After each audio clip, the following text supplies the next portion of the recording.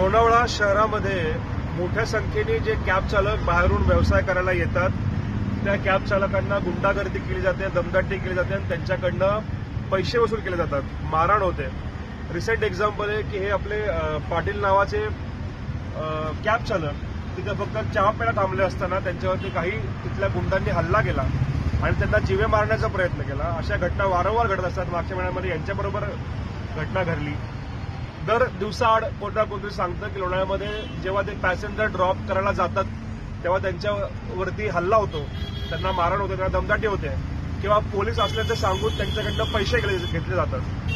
त्याचप्रमाणे जे नागरिक आहेत, ज्या नागरिकांना लोणावळा आपल्या राज्याचं असं क्षेत्र आहे जिथे देशभरातले नागरिक येतात आणि त्यांना लोणावळ्यावरनं मुंबईला, पुण्याला, एअरपोर्टला जायचं असतं. सरकारी दराने त्यांच्याकडनं पैसे घेणं ही आपली ड्युटी, आपलं कर्तव्य आहे. पण त्या सामान्य कॅब चालक तिकडनं हकलवून लावलं जातं आणि काही कॅब चालक तेथील जे नागरिक आहेत, जे हॉटेलमध्ये उतरलेले पर्यटक आहेत, त्या पर्यटकांकडून मोठ्या संख्येने पैसे दुपटीने वसूल करतात. त्यामुळे लोणावळ्याच्या पर्यटनाला पण एका प्रकारे घरघर लागलेली आहे. आपल्या राज्याचं पर्यटन क्षेत्र वाचवायचं असेल, नागरिकांना पण हक्काच्या दरामध्ये कॅब उपलब्ध करून द्यायची असेल आणि आपले जे कॅब चालक आहेत त्या कॅब चालकांना सुद्धा हक्काचा व्यवसाय मिळत असेल तर आपण सगळ्यांनी एकत्र येणं गरजेचं आहे. त्यासाठी आम्ही आज एसपी ग्रामीण पोलिसांचे गिल साहेब यांची आज भेट घेतली. त्यांना घडलेल्या प्रकाराबद्दल सांगितलं. ठराविक लोकांची टोळकीच हे काम करते त्याबद्दल त्यांना अवगत केलं. त्यांनी आम्हाला आव्हान केलंय की ज्या ज्या लोकांवरती आतापर्यंत हल्ले झालेत, त्यांना धमकावलं गेलेत किंवा याच्या पुढे होईल, त्यांनी त्यांना फक्त आमच्यापर्यंत घेऊन या. आम्ही प्रत्येक गुन्ह्यामध्ये प्रत्येक घटनेचा आम्ही गुन्हा दाखल करू आणि ही सगळी गुंडागर्दी आहे ती तिथनं मोडीत काढू असं त्यांनी आम्हाला आश्वासन दिलंय. ज्यांच्यावरती आतापर्यंत हल्ले झाले, ज्यांच्यावरती येत्या काळामध्ये कुणाला त्यांना दमदाटी करेल, तुम्ही व्यवसाय करायला जर का लोणावळ्यामध्ये गेला आणि तुम्हाला कोणी त्रास दिला तर तुम्ही आमच्याशी संपर्क साधा.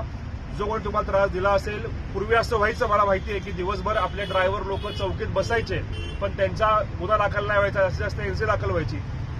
कारण की काही दलाल संघटना काही घटना घडली की सेटलमेंटला येतात ना सेटलमेंटला, तुम्हाला विचारलं असे सेटलमेंट करणाऱ्या संघटना दरवेळेस जेव्हा कॅब चालकांना मारहाण होती तेव्हा त्या मारहाणीच्या माध्यमातून 4 पैसे कमवण्याचा प्रयत्न करतात. गुन्हा दाखल होत नाही. जे गुन्हेगार आहेत त्यांना कळतं की आपल्याला कोणी काय वाकडं करू शकत नाही, त्यांची गुंडागर्दी वाढत जाते. याच्यापुढे आयजीएफ कॅब त्याच्यात लक्ष घालणार आहे आणि हे राज्य आपलं आहे, हा देश आपला आहे आणि या देशामध्ये आपल्याला व्यवसाय करण्यापासून कोणी थांबवू शकत नाही. कोणी गुंडांना पाठीशी घालत असेल तर त्यांच्याशी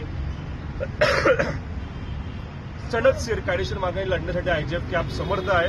आयजीएफ कॅबचे सगळे शिलेदार त्या दिवशी पण सुद्धा आपल्या पाटलांवरती हल्ला झाला तेव्हा दिवसभर एफआयआर दाखल होत नव्हती. आपले शिलेदार तर थंडीमध्ये दिवसभर त्यांच्याबरोबर उभे होते आणि जोपर्यंत एफआयआर दाखल होते तोपर्यंत तिकडे ते निघाले नाही. जो कोणी कॅब चालक वरती अन्याय अत्याचार होईल, आपण तिकडे जातो काय मौज मजा करायला जात नाही, 2 पैसे कमवायला जातो, त्याच्यावरती अन्याय अत्याचार होईल त्यांच्याकडे आयजीएफ कॅबचे शिलेदार तिकडे धावून येतील.